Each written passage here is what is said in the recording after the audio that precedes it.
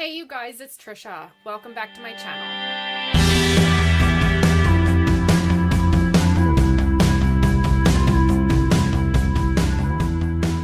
Today I am going to be doing a spoiler-free review for The Secrets of Drearcliff Grange School by Kim Newman. This book follows Amy. Amy has been sent to Drearcliff Grange School after her mother has found her affinity for floating off the ground. Drearcliff seems like a normal school until Amy realizes that there are girls going to school here that are the daughters of criminal masterminds, wanted criminals, scientists, and some of these girls actually have powers similar to Amy. As Amy makes friends at her new school, she discovers that there is a secret society and a newcomer intent on taking over the school. It is Amy and her new friends that form the Moth Club, and it is their job to put an end to the secret shenanigans going on underneath the school. So for this particular book, I picked it up based on the cover.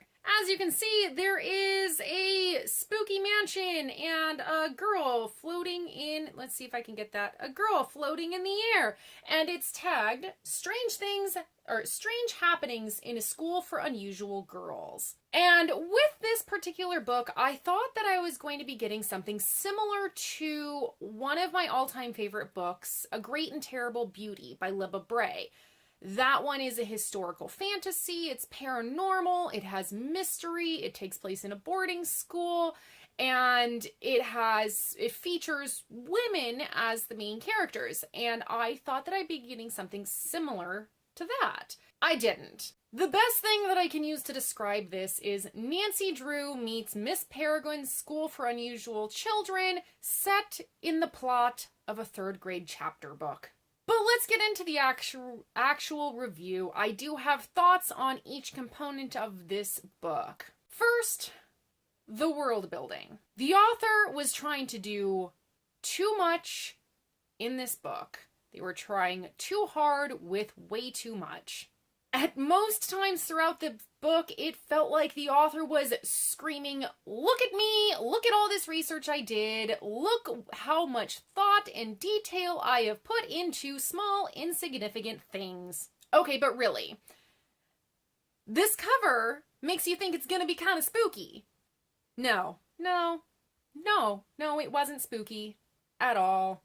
There was very little spook factor to this book. There are extremely long passages detailing out the world building for things that literally have nothing to do with the plot. These passages did nothing but interrupt the flow of the story. For the world building in this, one of the things that I thought I would enjoy, because again, it was something similar to a Libba Bray book, so another one of my favorite Libba Bray novels is The Diviners. If you guys have watched my other videos, you've probably seen me talk about it.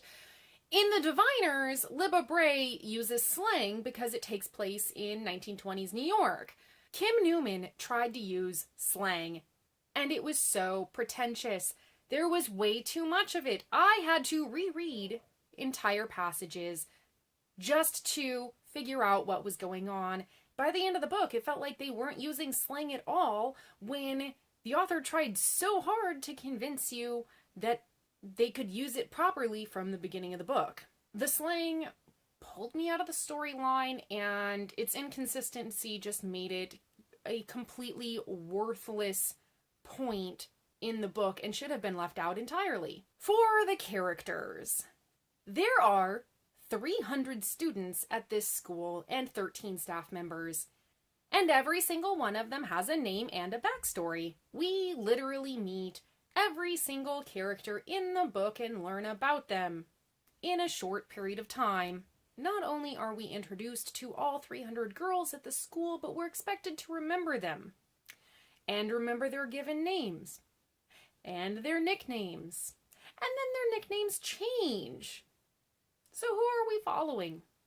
Yeah, it's kind of hard to keep them all straight. There are times where we are literally beat over the head with characters. Again, it's like the author is saying, look how well thought out these characters are. I built this world so well. I gave them all backstories. Now, don't get me wrong. I love well-developed characters as much as the next person, but that means nothing when your main characters are not well-developed and we are given a few dozen stand-in side characters that are half-developed as well. My biggest gripe with this book is Amy as a character. I literally don't give a shit about Amy. The author could have done something so great by exploring Amy and her powers and how she develops them and learns them and controls them, but it's impressed about how important it is to keep her powers a secret in a school that is supposed to have unusual girls just like her. She's not supposed to tell anybody. And then, all of a fucking sudden, in one of the major plot point scenes, she has complete control over her powers. In part 1, this supposedly pivotal scene, she suddenly knows how to use her powers when we never saw the development of them. And then in part 2, another supposedly pivotal scene, she suddenly can't control them. It's almost like the author wrote out her powers knowing that he needed her to have a certain ability in this first part pivotal scene, and then realized that she developed them too quickly and had to backtrack for the scene in part 2. It would be more interesting to go on the journey with Amy through her power development, learning them, but there was no consistency in this. We didn't get to see any of it, and that's boring. Now, for the plot. The plot was so underdeveloped that it would have been better suited as 2 or 3 shorter middle grade novels, rather than a full-length standalone adult novel. Nothing about this book says adult fantasy novel to me, other than the pretentious vocabulary that it used. We get multiple chapters in a row where there is literally no plot progression. It's beating you over the head with character backstory, but no plot progression. The events in part 1 are flimsy and unnecessary building blocks for the parts 2 and 3 plots. And at times, the plot points in parts 1 and 2 feel very Scooby-Doo to me. Very kind of supposed to be funny, and that's not what I signed up for when I picked this book up. That's not what this cover says to me. That's not what the back synopsis says to me. I did not sign up for Scooby-Doo or Nancy Drew. Part 3 had a shitty wrap-up. And then the structure and order of the last 3 chapters was very poorly done. That needed to be reworked. It interrupted the flow. So I picked this up for the spooky cover. The blurb that I read somewhere, I think I probably read it online, but I didn't read reviews on this because the spooky cover had me. But the blurb, or something that I read about it, said that it's great for fans of Harry Potter and Miss Peregrine's School for Peculiar Children.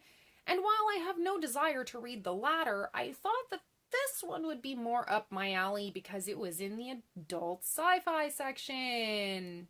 This book teaches me to never pick up a book based off of its cover or the "if you like this" portion of it ever again. Overall, I hated this book. The characters had nothing redeeming about them, the world building was pretentious and awful, and in all honesty, if you had just changed a couple of things about this, it would have been better suited towards middle grade.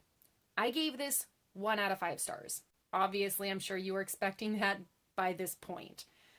So, if you guys have read this book, please let me know your thoughts on this.